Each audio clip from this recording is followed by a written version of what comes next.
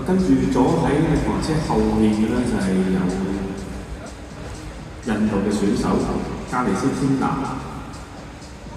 喺加利斯天拿後面咧就係藍色衫白色袖嚟自法國嘅歌美。歌美後面咧就係嚟自韓國嘅黃元帥。黃元帥後面咧就係嚟自香港我哋嘅童森。童森後面咧就係嚟自千里達波巴哥嘅華萊士。華萊士後面咧就係烏克蘭嘅比利斯加啦。都係啦，日韓車將會帶3圈，尾3圈咧就會等運動員咧就係自己做戰術啦。務求咧就係可以入到咧就係下一輪嘅比賽為主嘅。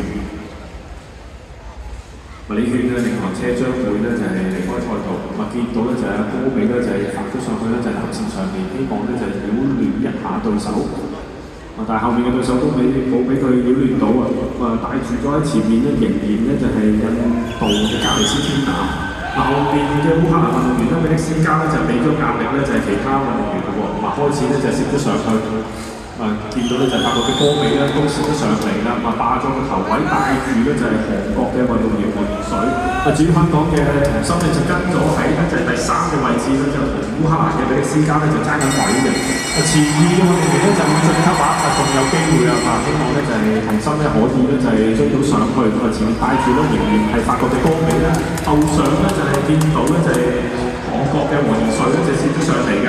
最後呢個位置咧就係睇下可唔可以攝得到上去，得1、2嘅位置咧就係韓國、香港同埋咧就係法國咧就係